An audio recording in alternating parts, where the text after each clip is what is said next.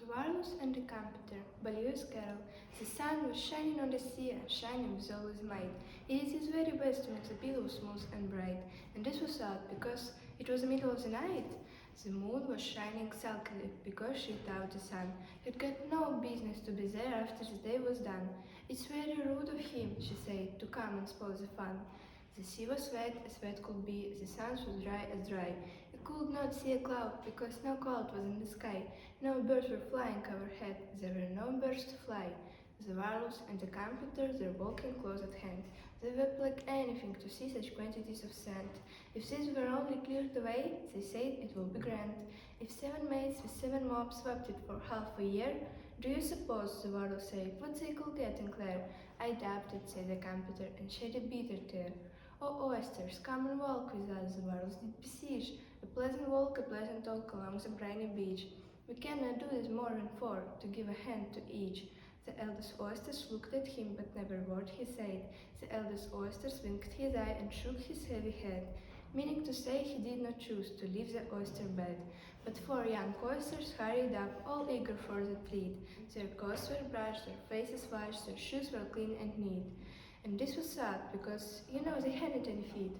4 other oysters followed them, and yet another 4, and thick and fast they came at last, and more and more and more, all hopping drowsy through the waves and scrabbling to the shore. The Walrus and the Carpenter walked on a mile or so, and then they rested on a rock conveniently low, and all the little oysters stood and waited in a row. "The time has come," the Walrus said, "to talk of many things, of shoes and ships and sealing quacks, of cabbages and kings, and why the sea is boiling hot, and whether pigs have wings." "But wait a bit," the oysters cried, "before we have our chat, for some of us are out of bread, and all of us are fat." "No hurry," said the Carpenter, "they thank him much for that." "A lot of bread," the Walrus said, "is what we chiefly need. Pepper and vinegar besides are very good indeed. Now, if you're ready, oysters dear, we can begin to feed." "But not on us," the oysters cried, turning a little blue. "After such kindness it will be a dismal thing to do." "The night is fine," the Walrus said. "Do you admire the view? It was so kind of you to come, and you're very nice." The Carpenter said nothing, but cut us another slice.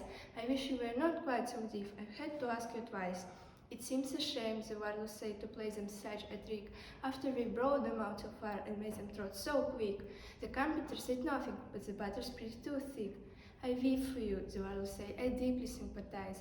With sobs and tears he sorted out whose of the larger size, holding his pocket handkerchief before his streaming eyes.